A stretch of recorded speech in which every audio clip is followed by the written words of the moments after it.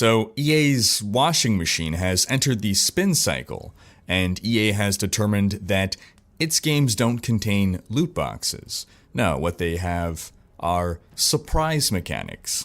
So I won't call EA's insistence on being permitted to keep selling gambling to children unethical. I'll simply state that it subscribes to alternative morality. Hey folks, this is Rhykker with a gaming news wrap-up video where we discuss the happenings of the week. This week's topics include EA's new euphemism for loot boxes, the emergence of the genre of auto-battler games, Amazon's gaming division seemingly not doing very well, and more. As always, discussion timestamps can be found in the video description, but right before you jump ahead, just a quick reminder to ring that sub notification bell to be alerted of new Saturday episodes. Now let's start with some very quick Dungeons & Dragons news. Wizards of the Coast, in partnership with Penny Arcade, have published a new Acquisitions Incorporated book. This is based on the Penny Arcade series that has been running since 2008, and the book contains all the rules you need to jump into their campaign setting. In other gaming news, I wanted to follow up on the Keanu Reeves story from last week. A big reveal during E3 was that Keanu Reeves plays a significant role in upcoming Cyberpunk 2077. And in my video, I explained that part of the reason I was so excited about this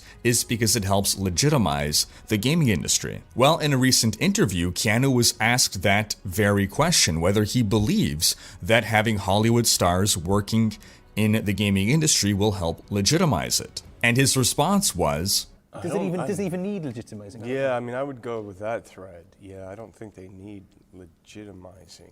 So that got me to wondering, okay, well, if this is the case, and do sound off in the comments if you agree, when did this transition happen? Because certainly in the past, video games did need legitimizing with respect to mainstream media. Was there some defining moment or era that brought legitimacy to gaming, or has it been a gradual transition? When I was younger, video games were certainly stigmatized and considered a lesser form of art. So how long has it been that that's not been the case? Do sound off in the comments with your thoughts. In our next story, from the same spin doctors who described gating content behind a terrible grind or pay to skip as bestowing a sense of pride and accomplishment upon players, we now have the new euphemism for loot boxes as surprise mechanics, which are, quote, quite ethical and quite fun. I can't even describe this. You have to watch this for yourself. This is going to be Carrie Hopkins, EA's VP of Legal and Government Affairs, speaking in front of the UK Parliament's Digital, Culture, Media and Sport Committee. Listen to the question and listen to how she replies. Do you consider loot boxes to be an ethical feature of your games? Kerry?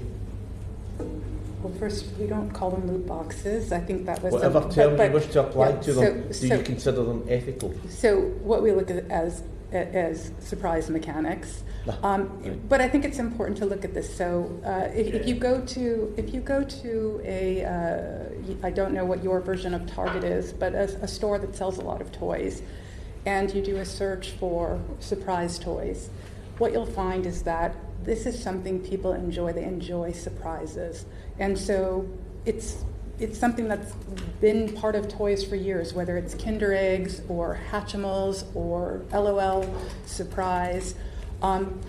We do think the way that we have implemented these kind of mechanics, and FIFA, of course, is our big one, our FIFA Ultimate Team and our packs, is actually quite ethical and quite fun, enjoyable to people. We agree with the UK Gambling Commission, the Australian Gambling Commission, and many other gambling commissions that they aren't gambling, and we also disagree that there's evidence that shows it leads to gambling. Instead, we think it's like many other products that people enjoy in a very healthy way, and like the element of surprise. Okay, so just to be absolutely clear, your loot boxes or surprise mechanics, you have no ethical qualms whatsoever with? So I think you're recharacterizing my language. What I said is I think the way we've implemented our FIFA Ultimate Team packs is ethical. Okay, other than FIFA and other games that you provide, are you equally comfortable and relaxed about For it? all of the games we have on the market that have a randomized content mechanic, a surprise mechanic, a loot box, I have no qualms that they are implemented in an unethical way. It's like you can see that moment of squirming, internal conflict when she's asked the question right before she gives her answer, where it's like, yes, loot boxes are ethical as long as I can redefine to myself what loot boxes mean and what being ethical means. On to some Cyberpunk 2077 news. Some additional details have come out this week about the upcoming game, including the fact that developer CD Projekt Red intends to have Witcher 3 style expansions for the game, and that you'll have different starting locations within the game based on what background you pick. We also learned that the private demo that people got to play during E3 will be made public during PAX West, which takes place on August 29th to September 2nd. This was a 50-minute demo, heavily gameplay focused, and includes the same missions played through two different perspectives. In one perspective, you play as a male netrunner, and in the other perspective, which is more action-oriented, you play as a female. Keanu Reeves' character, Johnny Silverhand, features throughout the demo as a form of ghost-like companion. In other news, it appears that Amazon's gaming division is not doing too well. During E3, Amazon's gaming division quietly laid off dozens of employees. And the fact that they did this during E3 almost feels like they did it because they knew that during E3, all the gaming news is about E3, so if you want something to kind of go under the radar or not really be picked up by the gaming news outlets or spread around as much, E3 is a good time to do it. Now, apparently, employees are being given 60 days to find new positions within Amazon, otherwise they'll have to take a severance package. And honestly, that's a very nice way of doing things. Along with these layoffs, according to Kotaku, Amazon has also canceled some unannounced games. We know that two games that are in development at Amazon and have been for some time are Crucible and New World. In a statement, an Amazon spokesperson said, quote, "Amazon Game Studios is reorganizing some of our teams to allow us to prioritize development of New World, Crucible, and new unannounced projects we're excited to reveal in the future." Now, while that message seems positive, this isn't the first time we've gotten bad news out of Amazon Game Studios. Now, Amazon first announced that it would get into the business of making PC games in 2014. And at the time, they recruited a lot of top talent, including the director of Portal and the director of Far Cry 2. But many of these devs left within a year. In 2016, Amazon revealed 3 PC games that it was working on: Breakaway, Crucible, and New World. And a year later, Breakaway was unofficially canceled and officially canceled in 2018. So let's hope that New World and Crucible do see the light of day and do turn out to be great games, because as of right now, signs are pointing to trouble. In other news, Dota 2 developer Valve and League of Legends developer Riot Games are diving headfirst into this emerging auto-battler genre. But let's lay some groundwork first. A long time ago, a Warcraft 3 mod emerged called Defense of the Ancients, or Dota for short. This resulted in the creation of the MOBA genre, and eventually Riot Games formed and released League of Legends, which became the biggest name in the genre, and Valve acquired the rights to Dota and released Dota 2, and then very late to the party, Blizzard released its own MOBA, Heroes of the Storm.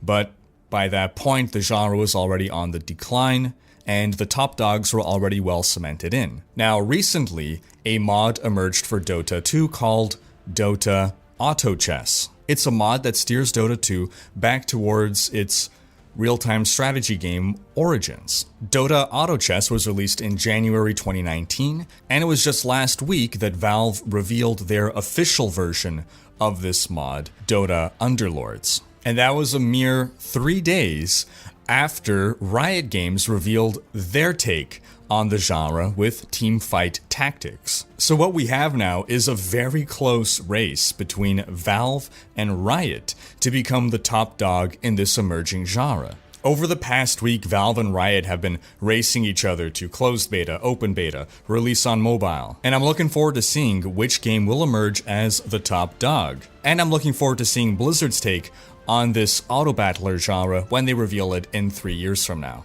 Alright, on to some StarCraft news. Coming out July 10th is a complete graphics overhaul pack for StarCraft Remastered, developed by Carbot Animations. Carbot has been making StarCraft animations for years and years and years. He branched out into doing other Blizzard properties, and he truly is an absolute treasure in the Blizzard community. It is awesome for him to have his work so recognized by Blizzard. Do go watch his reveal video yourself, link in the video description. On to some quick Path of Exile news. Feedback continues to come in. People love the league. People don't love the bugs, the server stability issues, the lag spikes, the disconnects that have come with it. However, overall people still seem happy. Improvements have been made. The devs released a blog post explaining what they're working on, which includes a lot of crash fixes and performance improvements, server stability improvements, and more. So hopefully things can be fully resolved by next week. Lastly, in some late-breaking Diablo news, Diablo 4 may be releasing sooner than I expected. As reported by Icy Veins, Le Monde, one of France's most respected publications, published an article discussing some recent troubles at Blizzard Europe. The article focuses on the impact of the layoff of 30% of the Blizzard Europe employees have had on the company. But there is this little nugget within the article. To translate from French, quote, Blizzard's teams have already had the right to a presentation of the highly anticipated Diablo 4, and they know that a new Overwatch is in the pipe. But neither of these will release before 2020 at best. So it seems that as things have been going poorly at Blizzard in recent months, more and more former and current employees have been willing to risk their careers to come out and speak, to divulge information that they shouldn't be. But the surprising thing of this quote here is the 2020 date, because my thinking was 2021 would be the earliest that we could expect Diablo 4. I'm expecting a reveal at BlizzCon 2019, and I figured a release date of spring 2021 would be reasonable. And that's going to wrap up this week's news. But do be sure to have checked out last week's video, in which we discuss my highlights of E3 2019. Thanks for watching. Special thanks to my Twitch, Patreon, and YouTube supporters for making these videos possible.